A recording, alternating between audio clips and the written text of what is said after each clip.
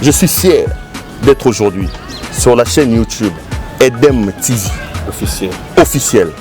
Je vous invite par la même occasion à vous abonner très massivement. Appuyez sur le bouton rouge, là où c'est écrit abonner. Abonnez leurs vidéos, mais aussi et surtout à demander à vos familles, à vos proches de pouvoir s'abonner très massivement sur la télévision Edem TV officielle. Chers compatriotes, abonnez-vous à Edem TV officiel. Merci beaucoup.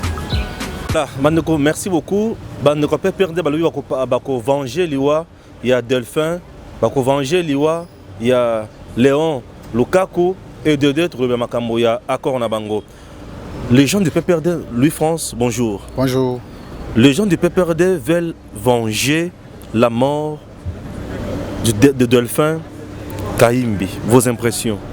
Je n'ai pas d'impression, je fais les rapprochements avec la logique formelle pour dire que de façon tacite, il faut conclure que les gens du PPRD sont convaincus que le général Kayimbi était membre du système, membre du PPRD. Et s'il était membre du PPRD, et tout l'appareil de l'armée était aussi du PPRD, c'est ça la logique formelle. Alors, par voie de conséquence, que du point de vue du droit constitutionnel congolais, qu'il y a une interdiction formelle pour l'armée de faire partie de la politique. L'armée étant apolitique, la police étant apolitique. Aujourd'hui, on a politisé. La justice étant apolitique, on a politisé. Le fait de politiser ce qui était apolitique donne l'opportunité au procureur général, aujourd'hui, près la Cour de cassation, d'ouvrir ne serait-ce qu'une information ou une petite procédure judiciaire ou une convocation de ces messieurs qui ont aussi tenu des propos irrespectueux. Parce que si on avoue aujourd'hui que le général comment il s'appelle? Kayimbi était tué, qui l'a tué? Et ceux qui l'ont tué devraient aussi nous dire pourquoi ils l'ont tué, parce qu'il n'est pas le seul, il y a eu précédent. Il y a des Chebeya qui sont décédés, des Bazoulouni qui sont décédés, plusieurs qui sont décédés. Pourquoi le PPRD n'a pas vengé? Est-ce qu'il faut dire que le PPRD n'a pas vengé la mort de Chebeya parce qu'il connaissait, alors qu'ils sont innocents avec la mort de Kayimbi? Mais pourquoi tuer tous les proches de Kabila comme ça?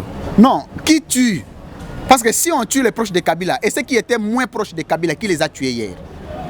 Ce sont des questions qu'il faut poser et puis répondre.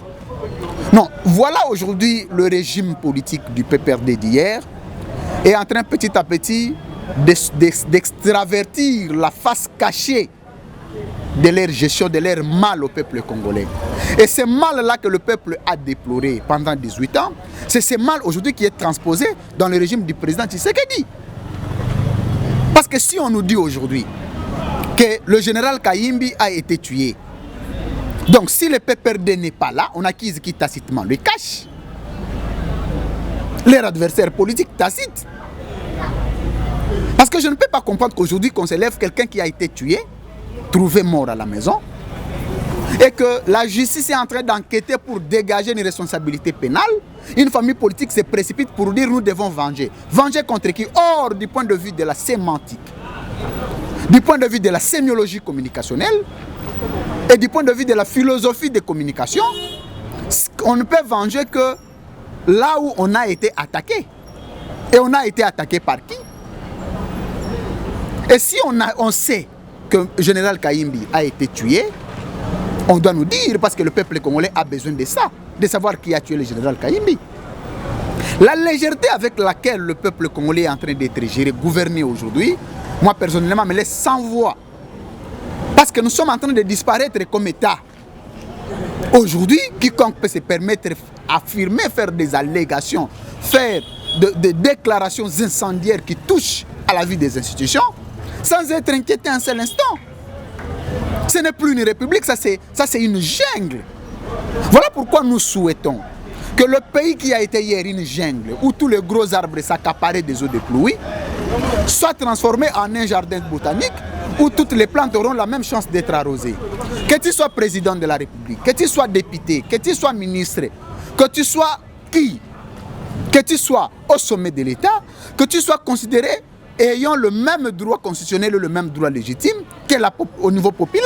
C'est-à-dire même le plus dernier peuple de chez moi à Païkongila, de chez moi à Massimanimba, de chez moi dans le Bandundu devrait bénéficier de mêmes droits constitutionnels que le président de la République, le ministre et tous les autres. Donc la République aujourd'hui est gérée par les gangsters, les arrogants, le voyou politique.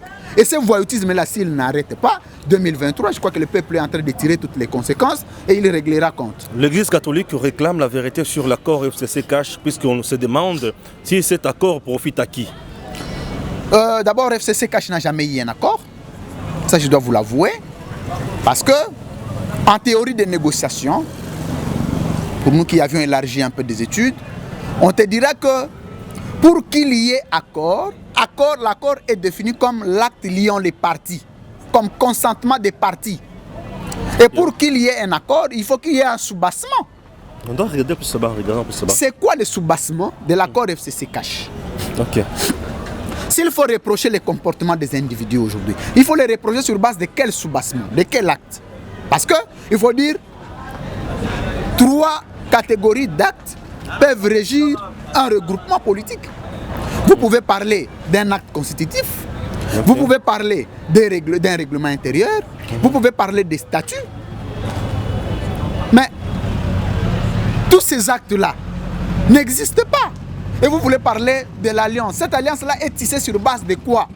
Des conventions politiques verbalisées. Mais c'est de la théâtralisation politique. Voilà pourquoi aujourd'hui, les FCC-Cash, chacun peut faire ce qu'il veut, parce qu'il n'est opposé à aucun acte. Ce qu'on appelle la contraignance. Il n'est contraint en rien. Il n'y a aucune coercition, que ce soit juridique, que ce soit administrative. En ce moment, le Zion se voit dans un libertinage de poser les actes, mais plus malheureusement, ces conséquences du libertinage politique ont des conséquences directes au niveau institutionnel. Tu apprends des bagarres entre le ministre et le vice-ministre. L'un dit FCC, l'autre dit Cash. Nulle part dans le monde. En bref, à quoi vous appelez les deux partis? J'appelle les deux partis à disparaître parce qu'ils ne jouent pas les rôles, ils ne sont pas censés continuer. Ils ne pouvaient continuer, on pouvait leur donner la chance que s'il y avait un soubassement, moi je suis un technicien de droit. Je ne peux pas faire un débat à vide. Et dans un vide, il faut disparaître. Merci. Merci. Voilà, merci beaucoup et à très bientôt. Je suis fier d'être aujourd'hui sur la chaîne YouTube Edem TV officiel. Je vous invite par la même occasion à vous abonner très massivement. Appuyez sur le bouton rouge, là où c'est écrit abonner. Abonnez leurs vidéos, mais aussi et surtout à demander à vos familles, à vos proches de pouvoir s'abonner très massivement sur la télévision Edem TV officielle. Chers compatriotes, abonnez-vous à Edem TV officiel. Merci beaucoup.